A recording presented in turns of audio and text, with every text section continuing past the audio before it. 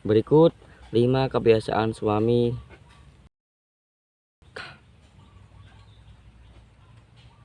Beberapa hal kecil kan itu tidak di luar dari batas perjanjian antara suami dan istri.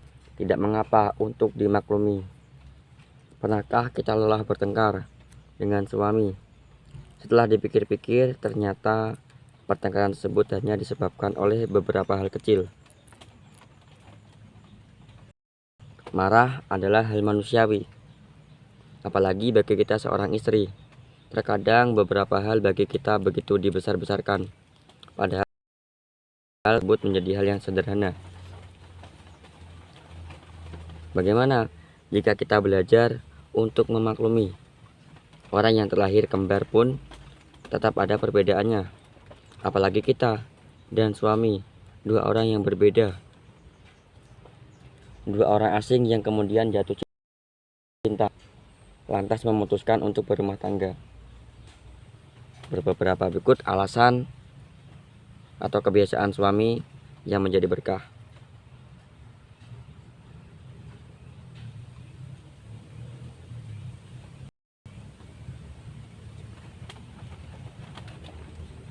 Yang pertama, tidak bisa membenarkan kerusakan rumah. Jangan samakan suami dengan ayah kita. Ayah kita mungkin bisa membenarkan seluruh plafon yang bocor, dinding yang retak, beberapa furnitur yang rusak. Namun suami kita belum tentu bisa, karena ayah adalah idola. Seringkali kita menganggap bahwa suami juga harus bisa seperti ayah, dengan bisa membenarkan beberapa kerusakan di rumah. Suami adalah pahlawan keluarga. Coba tarik nafas dan pikirkan hal ini. Suami kamu adalah anak kesayangan ibunya. Bodoh-bodoh membenarkan tembok, sekedar membuatkan kandang ayam. Dia tidak dibiasakan untuk melakukan hal itu sejak kecil. Kamu tidak perlu menyalahkan suamimu. Yang nomor 2, ceroboh. Kebiasaan suami harus dimaklumi adalah ceroboh. Apakah suamimu memiliki kebiasaan meletakkan handuk sembarangan, menumpuk gantungan baju dengan pakaian yang dipakainya sebentar dan dianggap masih bersih, melewatkan beberapa hal ketika membantumu bersih-bersih, melupakan di mana dia menaruh kunci?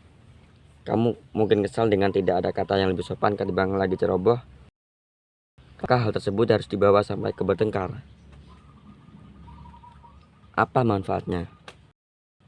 Sekalipun sekarang bertengkar, besok mungkin dia sudah mengulangi hal yang sama. 3.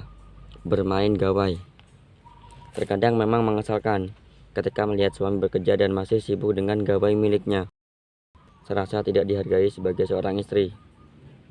Apalagi ingin bermain atau bercinta kepada ayahnya, namun sering terabaikan karena ayahnya bermain gawai. Kesal adalah hal yang wajar dan sah-sah saja tentunya. Suami juga seharian sudah lelah bekerja. Dalam beberapa pekerjaan, penggunaan memang sangat dibatasi, bahkan ada yang tidak diperbolehkan. Jadi ketika suami pulang dan membuka gawai beberapa saat, bisa memakluminya saja. Yang nomor 4, membeli makan di luar.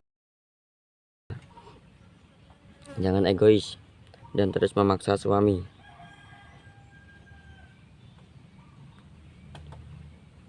Untuk makan di rumah.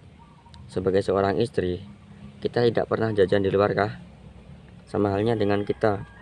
Tidak mengapa jika suami sesekali memberi makanan di luar, entah ketika lapar maupun diajak teman-temannya. Membeli makanan di luar bukan berarti suami tidak menghargai usaha kita untuk memasak. Makanya, untuk menghindari beberapa pikiran negatif, cobalah untuk membuat kesepakatan dengan suami mengenai hal tersebut. Yang nomor 5, berteman. Berkumpul dengan teman adalah salah satu bentuk healing yang paling sederhana bagi seorang laki-laki. Namun bagi kita istrinya, seringkali berat untuk melepas pergi meskipun sekedar ke rumah teman. Sebenarnya, apa sih yang ada di dalam? Asalkan suami terus memberi kabar, tidak mengapa untuk membiarkannya menikmati dunianya sebentar. Kamu dan suami harus saling mempercayai satu sama lain, sehingga pikiran buruk yang mungkin saja menyelimuti bisa hilang sendiri. Itulah 5 kebiasaan suami yang harus dimaklumi dan tidak usah perlu dibawa sampai ke pertengkaran. Kayaknya mungkin kalian sebagai istri harus lebih sedikit bisa pengertian dan memaklumi.